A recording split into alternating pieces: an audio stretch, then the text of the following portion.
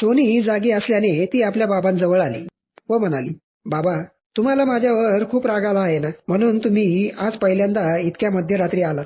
बाबा, आईने मला सर्व काही सांगितले. पण बाबा, तुम्ही मला लग्नाचे बोलण्या अगोदर हे जर सांगितले असते ना की तुला आम्ही तुझ्या मैत्रिणीकडे पाठवत आहे, तिची भाऊजाई म्हणून, तर मी तुम्हाला तेव्हाच होकार देऊन टाकला असता.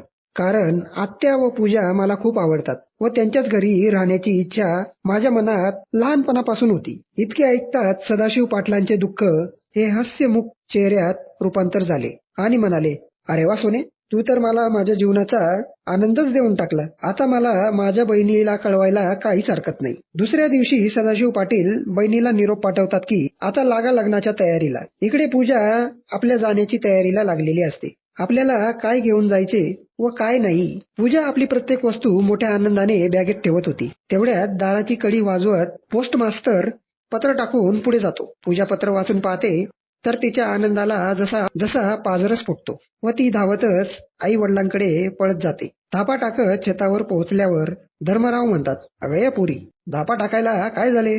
कोणी मागे लागले की काय?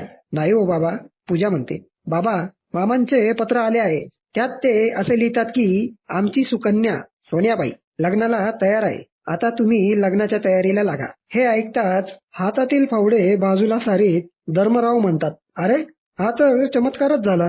जी मुलगी लग्नापासून लांब राहत होती ती अचानक लग्नाला तयार कशी काय झाली? अहो बाबा, तिला ना, म्हणजेच सोनीला मी व आई खूप आवडते म्हणून ती लग्नाला तयार झाली. सीताबाई म्हणाल्या, अगं पूजा, आता तुझ्या दादाला सांगून दे की तुझे लग्न आम्ही लोकांनी ठरवून दिले आहे. पूजाला ही संधी सोन्याहून पिवळी करण्यास मिळाली होती, कारण पिंटूला हे माहीत नव्हते की माझे लग्न कोणाबरोबर होऊन राहिले आहे. पूजा पिंटू जवळ जाते व म्हणते, दादा, अरे दादा, ऐक की माझे.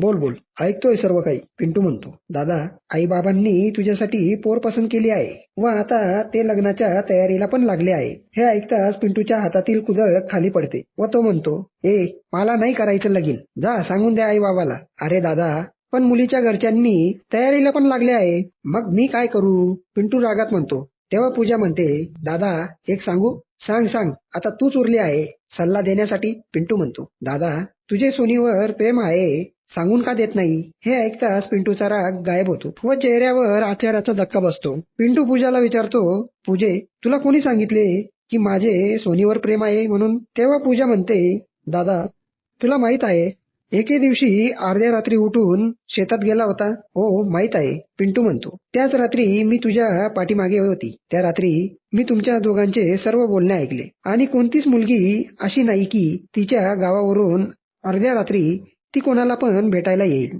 ज्या व्यक्तीवर जे प्रेम राहते ना, मग त्याला रात्र काय आणि दिवस काय हे दोघं सारखेच असतात. तेव्हा पिंटू म्हणतो, पूजे, मग तूच बाबांना जाऊन सांग की आपल्या पिंटू दादाला आपल्या मामाची मुलगी करूया. तेव्हा पूजा म्हणते, अरे दादा सांगू काय, मी करून पण टाकले. मामांनी पत्र पाठवले आहे की लग्नाची तयारी करा. यामुळे पिंटू खुश झाला. आता लग्न करून सुखी संसार करून नांदूया असा विचार करीत तो काम करू लागला.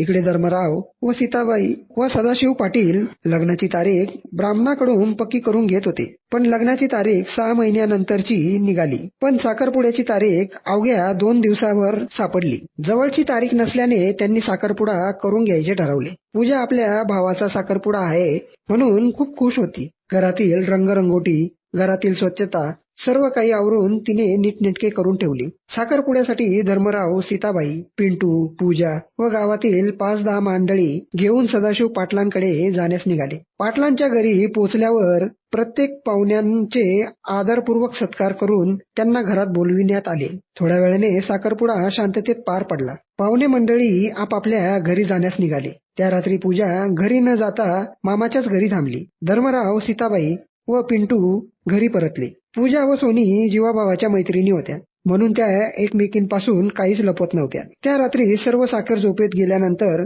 सोनीने सर्व काही गोष्टी पूजाला सांगितली. पण सोनीहून अति हुशार पूजा तिला म्हणते, अगं शहाणे, हे सर्व मला कधीचे माहित आहे. तू काय मला आत्ता सांगते. आणि एक गोष्ट लक्षात ठेव, हे सर्व काही माझ्यामुळेच सर्व झालं आहे. नाहीतर तुझे लग्न कुठे व माझ्या भावाचे कुठे, पण तुम्ही दोघं आनंदात राहिले नसतात. म्हणून मी योजना आखून आईला पटवून बाबांपर्यंत पोहोचवली. त्या रात्री दोघी मैत्रिणी एकमेकींचे सुखदुःख वाटून घेत होत्या. कारण 2 दिवसांनी पूजा पुण्याला जाणार होती व आता केव्हा भेट होईल म्हणून दोघं मैत्रिणी रात्रभर कोणत्या ना कोणत्या विषयावर बोलत राहिल्या.